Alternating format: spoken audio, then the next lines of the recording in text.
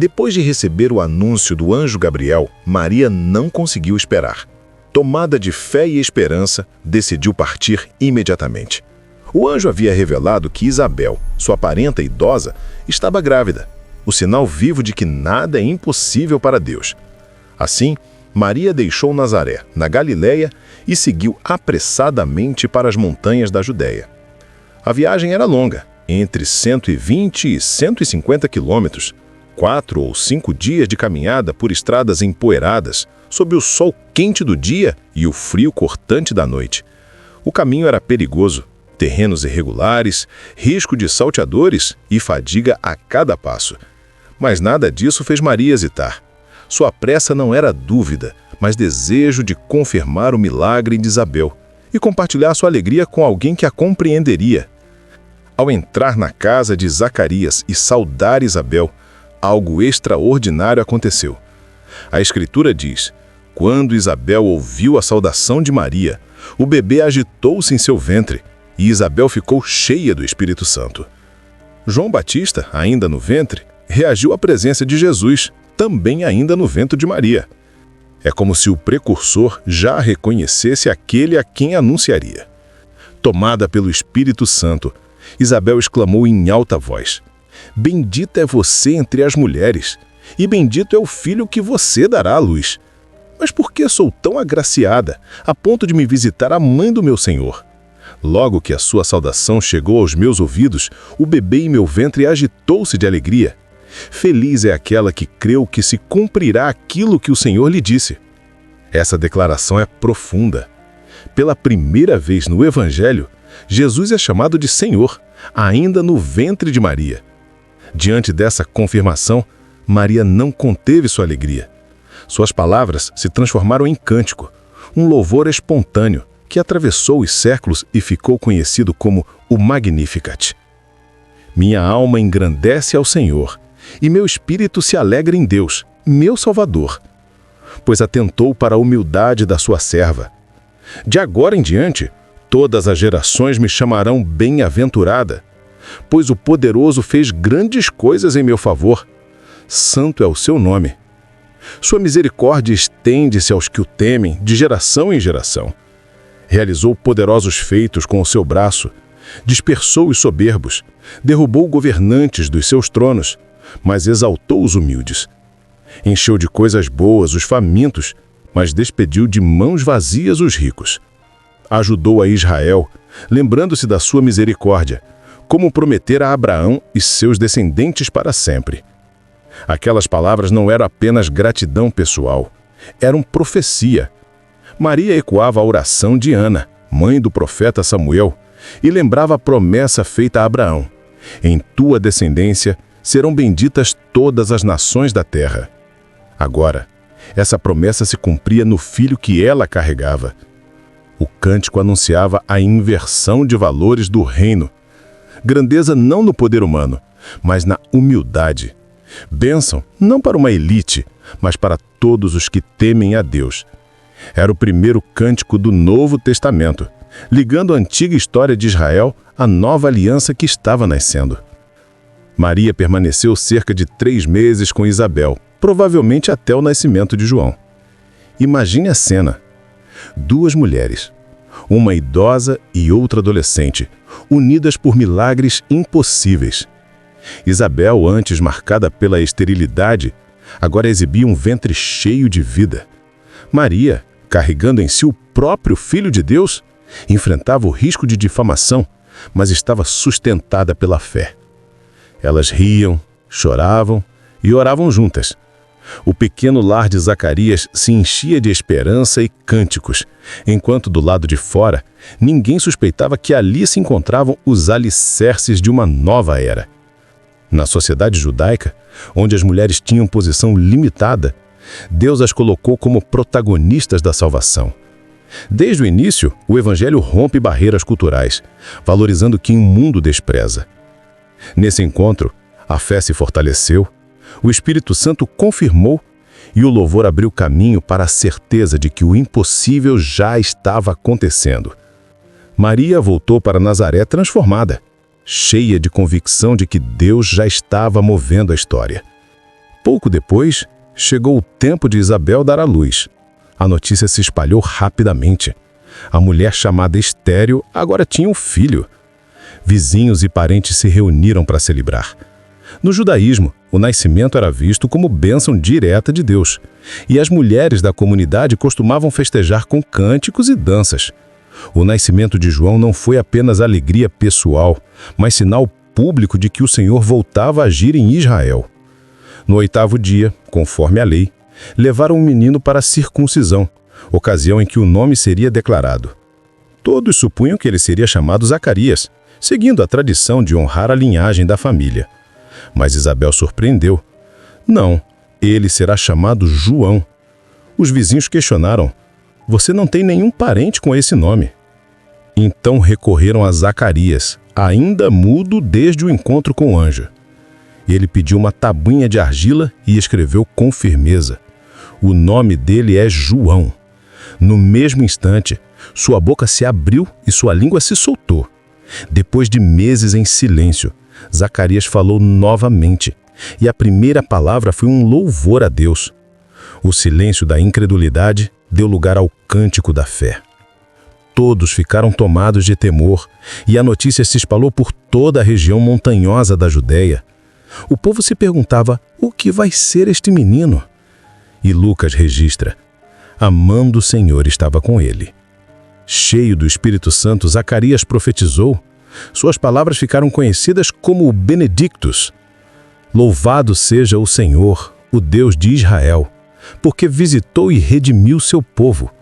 Ele suscitou poderosa salvação na linhagem de Davi, como anunciaram os profetas desde a antiguidade, para nos salvar dos inimigos e mostrar misericórdia, lembrando sua santa aliança, o juramento feito a Abraão de nos resgatar e permitir que o sirvamos sem medo, em santidade e justiça, todos os dias de nossa vida. E então, olhando para o filho, declarou sua missão: e você, menino, será chamado profeta do Altíssimo. Irá adiante do Senhor para preparar-lhe o caminho, para dar ao seu povo o conhecimento da salvação, mediante o perdão dos pecados, por causa da misericórdia de nosso Deus. Do alto nos visitará o sol nascente, para brilhar sobre os que vivem nas trevas e guiar nossos pés no caminho da paz. Esse hino fazia uma ponte entre o Antigo e o Novo Testamento. O sol nascente das alturas apontava para Jesus, a luz que dissiparia as trevas espirituais. João seria a voz que anunciaria essa luz, preparando Israel para o Messias. Assim, depois de 400 anos de silêncio profético, a voz de Zacarias irrompeu como trombeta, anunciando que Deus retomava o fio da história e preparava o palco para o Salvador. Lucas encerra dizendo: o menino crescia e se fortalecia no espírito, e viveu no deserto, até aparecer publicamente a Israel. O deserto na Bíblia sempre foi lugar de preparação. Ali Moisés encontrou Deus. Ali Israel foi moldado por 40 anos. Ali Elias ouviu a voz suave do Senhor. O deserto moldou João para ser a voz que clamaria nas margens do Jordão: arrependei-vos, porque é chegado o reino dos céus. A vida de João já nascia com um propósito, não para si, mas para apontar para o Messias. Aquilo que parecia vergonha na vida de Isabel, a sua esterilidade, tornou-se palco para a honra e para a glória de Deus. E assim, entre desertos e promessas, a história da salvação avançava. Foi nesse tempo de preparação silenciosa que a história deu mais um passo decisivo. Naqueles dias, César Augusto, imperador de Roma, decretou que todo o império fosse recenseado. O recenseamento não era apenas uma contagem de pessoas, era uma ferramenta de domínio. Roma queria números para transformar em impostos, recrutar soldados e controlar melhor as províncias distantes. Por isso, cada homem deveria registrar-se na sua cidade de origem familiar. Assim, José, descendente da casa e da linhagem de Davi, deixou Nazaré, na Galiléia, e seguiu rumo a Belém, a cidade de seus antepassados. Maria, sua esposa, já grávida, o acompanhou. A viagem tinha cerca de 130 quilômetros. As estradas subiam das planícies da Galiléia até as colinas da Judéia. Estradas pedregosas, ladeiras íngremes, clima por vezes severo. Agora imagine, Maria já no fim da gestação, caminhando vagarosamente passo a passo. Cada subida vencida com esforço, mas sustentada pela promessa. Mas até mesmo um decreto de imperador se curva ao propósito de Deus. Sem perceber, César cumpria a antiga profecia de Miqueias. O Messias nasceria em Belém, a cidade de Davi. O profeta havia escrito: "Mas tu, Belém, embora sejas pequena entre os clãs de Judá, de ti virá para mim aquele que será o governante sobre Israel." Suas origens estão no passado distante, em tempos antigos. Belém não era importante aos olhos do mundo, mas seria o berço do Salvador. Assim como Davi foi chamado do anonimato para reinar, dali surgiria o ungido. Deus gosta de acender a luz em lugares que o mundo considera pequenos. Quando chegaram, Belém estava lotada de viajantes. As hospedarias, muitas vezes apenas quartos coletivos ou casas de parentes, estavam todas cheias. Foi então que as dores de Maria começaram. Sem um aposento disponível, o único abrigo possível era um espaço onde se recolhiam animais. Talvez um estábulo simples, talvez uma gruta usada para guardar rebanhos. E ali, em silêncio e simplicidade, o maior milagre da história aconteceu. E ela deu à luz ao seu primogênito. Envolveu-o em panos e o colocou numa manjedoura, porque não havia lugar para eles na hospedaria. O Rei dos Reis não entrou em palácios, mas em um cocho. O Filho Eterno começou a vida terrena cercado de palha, para que ninguém dissesse: "Não posso me aproximar dele." O reino que ele traria não se apoia em glórias humanas, mas na humildade e no serviço. Naquela mesma região, pastores vigiavam seus rebanhos durante a noite. Eram gente simples, muitas vezes desprezada, nômades acostumados ao sereno e ao céu aberto, e foram exatamente eles os primeiros convidados do céu. De repente, um anjo do Senhor apareceu, e a glória de Deus iluminou o campo. O medo foi inevitável, mas a voz trouxe paz. "Não tenham medo. Estou lhes trazendo boas novas de grande alegria que são para todo o povo. Hoje, na cidade de Davi, nasceu o Salvador, que é Cristo, o Senhor. Isto lhes servirá de sinal. Encontrarão o bebê envolto em panos e deitado numa manjedoura." E então, uma multidão de anjos surgiu repentinamente em louvor, enchendo o céu noturno com uma canção inesquecível. "Glória a Deus nas maiores alturas, e paz na terra entre os homens, a quem Ele quer bem." Os pastores correram sem demora. Encontraram Maria, José e o menino deitado na manjedoura. Contaram tudo o que haviam visto, e todos se admiravam.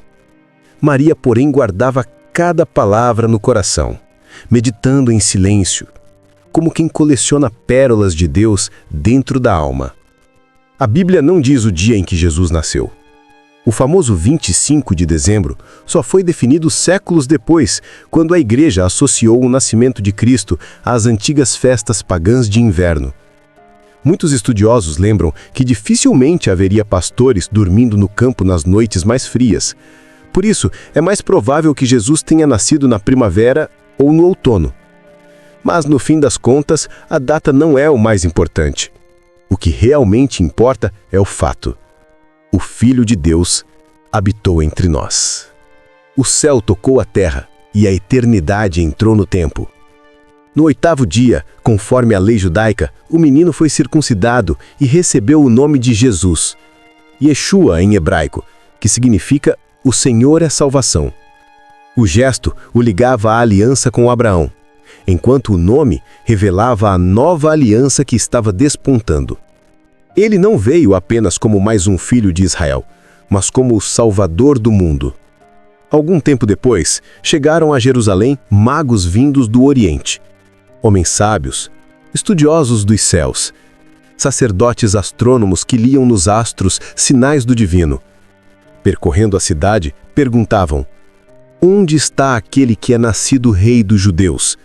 Pois vimos a sua estrela no Oriente e viemos adorá-lo. A pergunta ecoou até o palácio. Quando o rei Herodes ouviu, perturbou-se, e com ele toda Jerusalém. Herodes, chamado o Grande, não era judeu de nascimento, mas idumeu, sustentado por Roma. Cruel e paranoico, já havia mandado executar até membros da própria família. Para ele, a notícia não era espiritual, era política. Convocou sacerdotes e escribas e perguntou onde o Cristo deveria nascer. Eles responderam em Belém da Judéia, como escrevera o profeta. Em segredo, Herodes chamou os magos, interrogou-os sobre quando a estrela havia aparecido e os enviou para Belém com uma instrução envenenada. Informem-se com exatidão sobre o menino. Quando o encontrarem, avisem-me, para que eu também vá adorá-lo. Seu plano, porém, era matar o recém-nascido. Os magos seguiram, e a estrela os conduziu até o lugar onde estava a criança. Quando tornaram a ver a estrela, encheram-se de júbilo. Ao entrarem na casa, viram o menino com Maria, sua mãe, e prostrando-se, o adoraram. Então, abriram seus tesouros e lhe deram presentes: ouro, incenso e mirra. Cada presente carregava um simbolismo profundo. O ouro reconhecia o rei. O incenso proclamava o Deus. E a mirra apontava para seu sofrimento e morte, pois era uma resina usada para preparar corpos no sepultamento. Avisados em sonho, os magos voltaram por outro caminho, sem regressar a Herodes. Quando percebeu que fora enganado, Herodes enfureceu-se. Sem saber quem era a criança, ordenou a morte de todos os meninos de Belém e arredores, de 2 anos para baixo. O choro das mães atravessou toda a região. A chegada da luz incomodava as trevas. Desde o primeiro suspiro, o Salvador foi alvo do ódio do poder humano. Mas antes que os soldados chegassem até Jesus, um anjo apareceu a José em sonho. Levante-se, tome o menino e sua mãe e fuja para o Egito. Fique lá até que eu lhe diga, pois Herodes vai procurar o menino para matá-lo.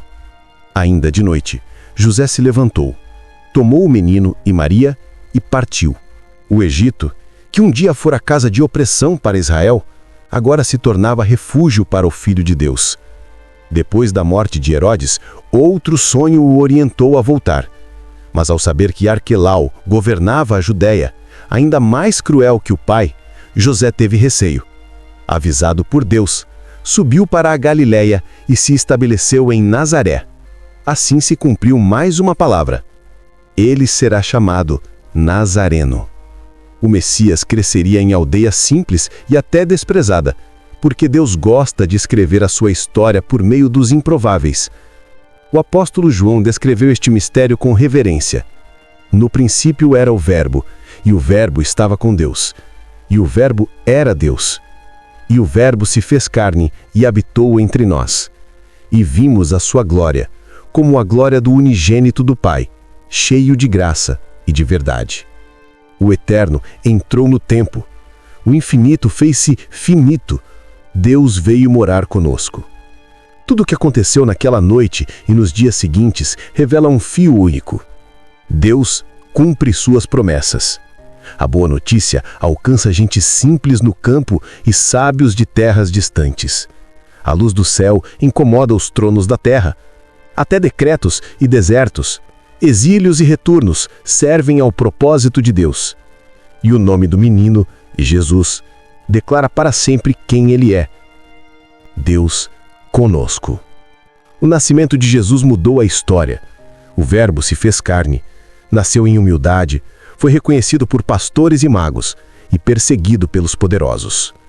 Mas a pergunta que ecoa desde Belém permanece viva. Como o seu coração responde ao nascimento desse rei? Se esta história falou com você, permita que a palavra continue iluminando o seu caminho. Siga conosco pelos próximos capítulos. Cada detalhe revelará ainda mais o cuidado e o amor do Senhor por nós.